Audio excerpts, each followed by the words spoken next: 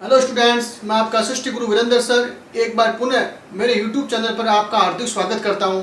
बच्चों, आज का हमारा टॉपिक है क्लास 10th के अंदर लेसन नंबर 3 और आपके 1919 से 1947 तक के जो जन आंदोलन थे वो मैं आपको इस वीडियो के माध्यम से समझाने का प्रयास करूंगा। यानी कि 1919 से लेकर 1947 के दौरान भारत के अंदर कौन कौन से जन आंदोलन शुरू किए गए थे वो हम इस वीडियो के माध्यम से समझेंगे। ये है निबंधात्मक प्रश्न जो कक्षा 10th के अंदर एक क्वेश्चन आता है 6 नंबर का लेसन नंबर 3 में से।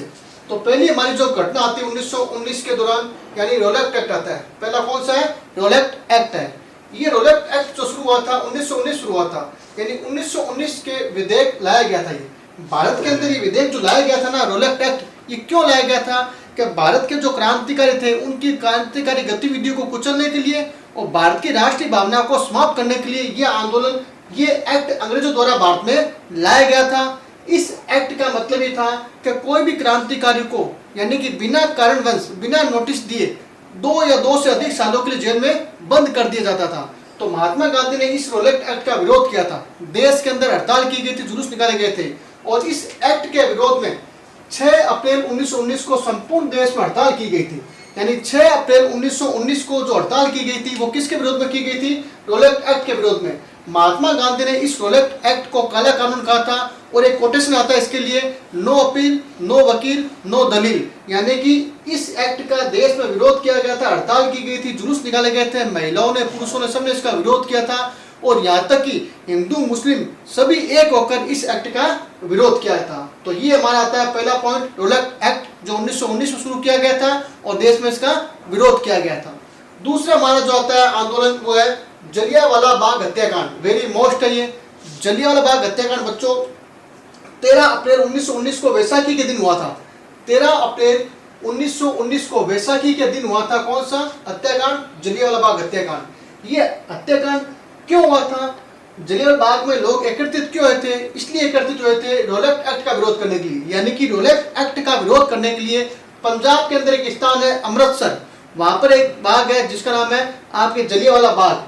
इस बाग के अंदर यानी कि आपके 20,000 से अधिक यानी कि क्रांतिकारी क्यों हो गए थे? एकत्रित हो गए थे।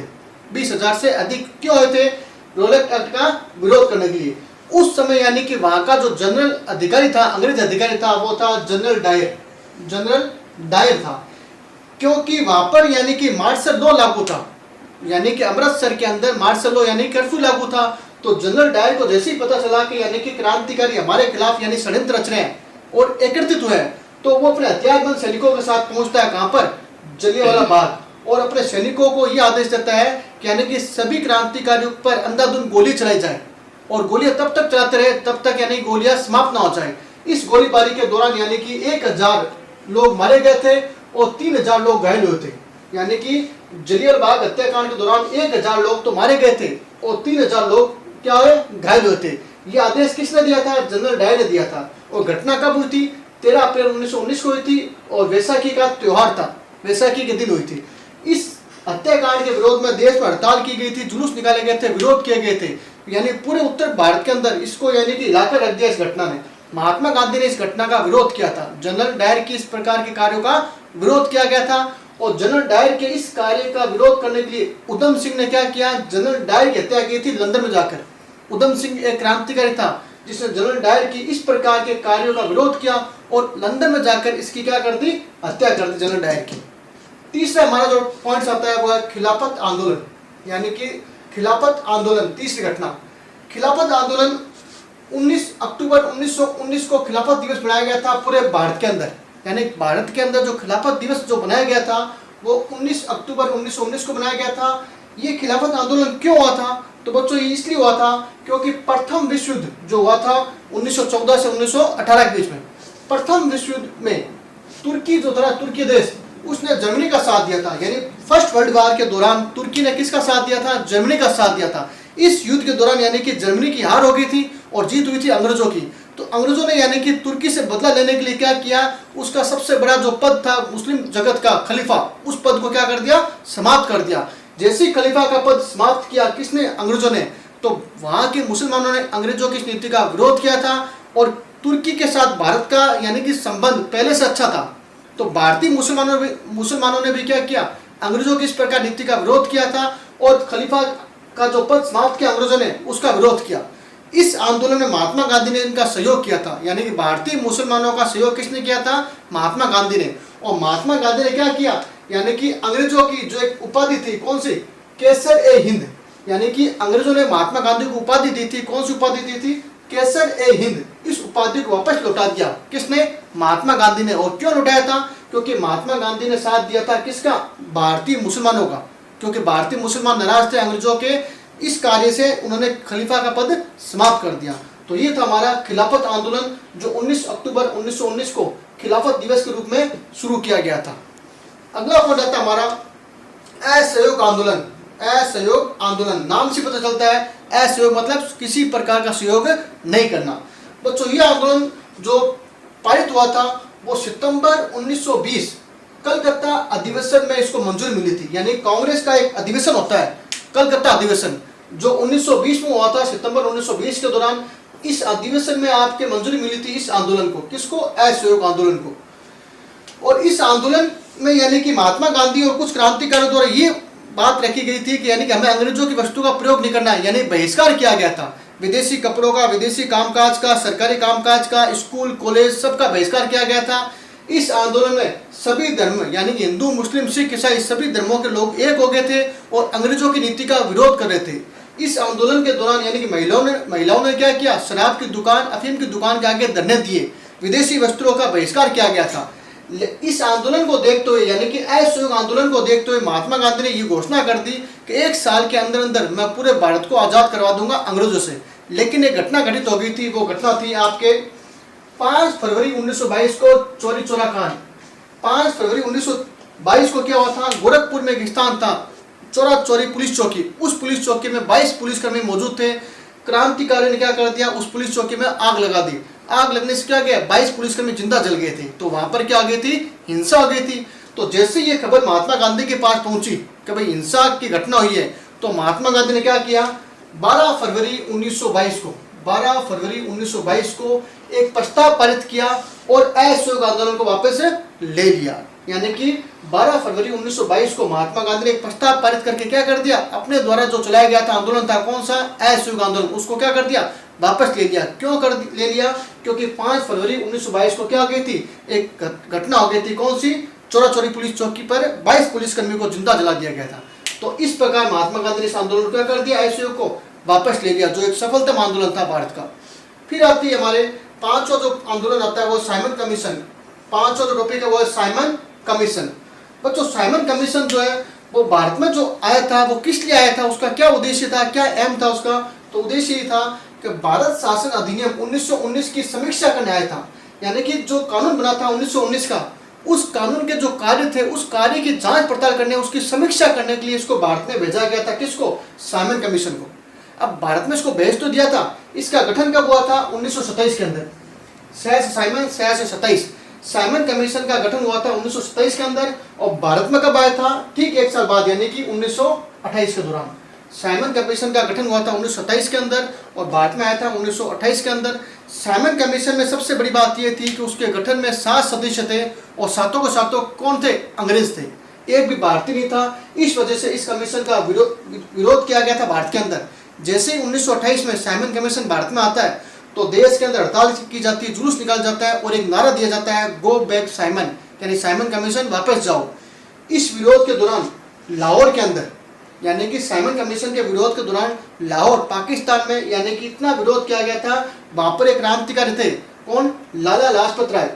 लाला लाजपत राय ने साइमन कमीशन का विरोध किया था। इस दौरान अंग्रेजों ने क्या कर दिया? अंग्रेज सैनिकों ने लाठीचार्ज की। उस लाठीचार्ज के दौरान यानी लाला लाजपत राय के यानी सीने में लाठी लगने से क्या गया? उनके 1 महीने बाद उनका देहांत हो गया था। तो साइमन कमीशन के विरोध के दौरान लाला लाजपत राय की क्या आई थी? मृत्यु हुई थी। अगला पॉइंट आता है हमारा सविनय अवज्ञा आंदोलन।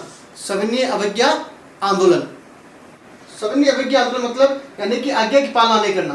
तो महात्मा गांधी ने पूर्ण स्वराज्य की मांग को लेकर गांधी जी ने यह आंदोलन शुरू किया था। यानी कि पूर्ण स्वराज्य मतलब हमारा राज्य स्वयं होना चाहिए, खुद का। पूर्ण स्वराज्य की मांग को लेकर महात्मा गांधी ने कौन सा प्रारंभ किया था? सविनय अवज्ञा आंदोलन। इस आंदोलन के दौरान, इस कार्यक्रम के दौरान यानी निम्न कार्यक्रम रखे गए थे। यानी कौन कौन से कार्यक्रम रखे गए थे जिसका क्या करना है? बहिष्कार करना है। तो उसमें आता है आपके नमक कानून को तोड़ना, यानी कि अंग्रेजों ने क्या कर दिया, नमक के ऊपर कर लगा दिया, टैक्स लगा दिया, उस कानून को तोड़ना था। सरकारी सेवाओं को विरोध करना था, अदालतों का, स्कूलों का, कॉलेजों का बहिष्कार करना, यानी सरकार अंग्रेजों द्वारा जो भी नियम लागू किए गए थे, जो भी कामकाज थे और जो भी आपके सेवाएं थी, उनका क्या करना, बहिष्कार करना। और किसके द्वारा बहिष्कार किया गया था, क्रांतिकारियों द्वारा। उसके बाद हमारी जो अंग्रेजों द्वारा उपाधियां दी गई थी ना, उसका भी विरोध करना, यानी अंग्रेजों ने भारतीय क्रांतिकारियों को जो भी उपाधियां दी, उस उपाधियों का क्या करना, बहिष्कार करना। विदेशी कपड़ों का विशेष तौर पर विरोध किया गया था, यानी कि सविनय अवज्ञा आंदोलन के दौरान विदेशी कपड़ों का विरोध किया गया था, उनकी होली जलाई गई थी। महिलाओं ने शराब की दुकान और आपके अफीम की दुकान के आगे क्या किए, धरने दिए थे। तो इस प्रकार सविनय अवज्ञा आंदोलन को देश में विरोध किया गया था। ये जो आंदोलन शुरू हुआ था 1930 में शुरू हुआ था, सविनय अवज्ञा आंदोलन जो शुरू हुआ था 1930 में शुरू किया गया था और 1931 में एक बार इसको समाप्त कर दिया गया था, यानी कि इसको रोक दिया गया था। क्यों रोक दिया गया था, क्योंकि 5 मार्च 1931 के दौरान गांधी इरविन समझौता हुआ था। इस समझौते के दौरान महात्मा गांधी को द्वितीय गोलमेज सम्मेलन यानी कि लंदन में बुलाया गया था, लेकिन इस सम्मेलन के दौरान वार्तालाप बीच में विफल हो गई थी। महात्मा गांधी जैसे ही पुणे भारत में आए तो उन्होंने क्या कर दिया, पुणे 1932 के दौरान यानी सविनय अवज्ञा आंदोलन को शुरू कर दिया। लेकिन धीरे धीरे यानी कि इसमें पहले जैसे लोगों का रुझान नहीं था, लोगों ने इसमें रुचि दिखाई नहीं और 1934 में जाते जाते क्या गया, सविनय अवज्ञा आंदोलन पूर्णतः समाप्त हो गया भारत के अंदर। 1934 में क्या गया, पूर्णतः समाप्त कर दिया गया, किसको, सविनय अवज्ञा आंदोलन को। तो शुरू कब किया गया था, 1930 के अंदर, और एकदम पूर्णतः समाप्त कब कर दिया, एकदम पूर्णतः 1934 के दौरान। और लास्ट हमारी जो घटना है इसमें दांडी यात्रा। बच्चों दांडी यात्रा क्यों शुरू की गई थी, अंग्रेजों ने क्या कर दिया, भारत के अंदर नमक उत्पादन के ऊपर कर लगा दिया, टैक्स लगा दिया, कर लगा दिया। इस नमक कर को समाप्त करने के लिए महात्मा गांधी ने दांडी यात्रा शुरू की गई थी। इसके कुछ पॉइंट्स हमारे देखो, 12 मार्च 1930 को ये यात्रा शुरू की गई थी। 12 मार्च 1930 को दांडी यात्रा शुरू की गई थी और कब की गई थी, 12 मार्च को, और कहां से की गई थी, साबरमती से। 12 मार्च 1930 को साबरमती से दांडी यात्रा शुरू की गई थी और 6 अप्रैल 1930 को महात्मा गांधी ने यानी कि दांडी पहुंचकर समुद्र के पानी को उबालकर नमक कर को समाप्त किया। तो 12 मार्च से लेकर 6 अप्रैल यानी कि ये यात्रा कितने दिन की होगी, 24 दिन की यात्रा होगी। 24 दिन की क्या हो गई थी, यात्रा हो गई थी और 240 मील की यात्रा थी। 240, इसमें जीरो हटा देंगे तो जाएंगे 24, तो 240 मील की क्या थी, ये यात्रा थी। इस यात्रा में महात्मा गांधी के साथ में 78 सदस्य थे। कितने, 78 सदस्य कितने थे, 78 सदस्य, और 24 दिन की यात्रा थी। तो आपके दांडी यात्रा शुरू कब की गई थी, 12 मार्च 1930 को साबरमती शुरू की गई थी। 6 अप्रैल 1930 को दांडी पहुंचकर समुद्र के पानी को उबालकर महात्मा गांधी ने क्या कर दिया, अंग्रेजों द्वारा जो नमक के ऊपर कर लगाया था उसको समाप्त कर दिया। और महात्मा गांधी की इस नीति का विरोध भी किया गया था। इस यात्रा में 78 सदस्य महात्मा गांधी के साथ थे और 240 मील की क्या थी, ये यात्रा थी। तो जो नेक्स्ट हमारे व्यक्तिगत सत्याग्रह, यानी भारत के अंदर व्यक्तिगत सत्याग्रह क्यों शुरू किया गया था, द्वितीय विश्व युद्ध से अलग रखने के लिए। यानी कि द्वितीय विश्व युद्ध जो पूरे विश्व शुरू हुआ था, सेकंड वर्ल्ड वार, उस सेकंड वर्ल्ड वार के दौरान अंग्रेज भारत को शामिल करना चाहते थे, लेकिन भारतीयों ने इसका विरोध किया था। भारतीय चाहते थे कि हम द्वितीय विश्व युद्ध शामिल नहीं होना चाहते। महात्मा गांधी ने भी इसका विरोध किया था। महात्मा गांधी ने यानी कि इसके अंदर यानी कि व्यक्तिगत सत्याग्रह की राह को पकड़ा। व्यक्तिगत सत्याग्रह मतलब होता है व्यक्ति को स्वयं जाकर क्या करना, गिरफ्तारी देना। ये आंदोलन आपके सत्याग्रह 17 अक्टूबर 1940 में प्रारंभ हुआ था भारत के अंदर। 17 अक्टूबर 1940 को देश के अंदर ये प्रारंभ हुआ था। महात्मा गांधी ने अपने क्रांतिकारियों से आह्वान किया, हर चौराहे पर जाकर आंदोलन इस द्वितीय विश्व युद्ध के दौरान यानी कि क्या करो, विरोध करो और अपनी गिरफ्तारी को दो, किसको, अंग्रेजों को। प्रथम इसमें सत्याग्रह कौन थे, यानी व्यक्ति के सत्याग्रह के दौरान विनोबा भावे थे। व्यक्तिगत सत्याग्रह के दौरान यानी कि अपनी गिरफ्तारी देने वाले जो प्रथम सत्याग्रही थे भारत के अंदर, वो थे विनोबा भावे, जिन्होंने सर्वप्रथम क्या किया, अपनी गिरफ्तारी दी। और दूसरे जो सत्याग्रही थे वो थे जवाहरलाल नेहरू। पहले थे विनोबा भावे और दूसरे थे जवाहरलाल नेहरू। और इस व्यक्तिगत सत्याग्रह के दौरान अंग्रेजों ने भारतीय क्रांतिकारियों को यानी कि गिरफ्तार किया और उसमें अधिकतम 30,000 क्रांतिकारियों को क्या कर दिया, सत्याग्रहियों को जेल में भेज दिया। किन्होंने, अंग्रेजों ने। क्यों, क्योंकि सभी सत्याग्रही विरोध कर रहे थे द्वितीय विश्व युद्ध में शामिल होने के लिए, क्योंकि भारतीय क्रांतिकारी इसमें शामिल होना नहीं चाहते थे। तो बच्चों ये था हमारा लेसन नंबर 3 के अंदर 1919 से लेकर 1947 के जन आंदोलन, जो वेरी मोस्ट निबंधात्मक प्रश्न है। आपको मेरा वीडियो कैसा लगा मुझे ज़रूर कमेंट बॉक्स में कमेंट कीजिए। आपकी जो भी समस्या है वो मुझे कमेंट में बॉक्स में कमेंट कीजिए, ताकि आपकी समस्या को दूर किया जाएगा।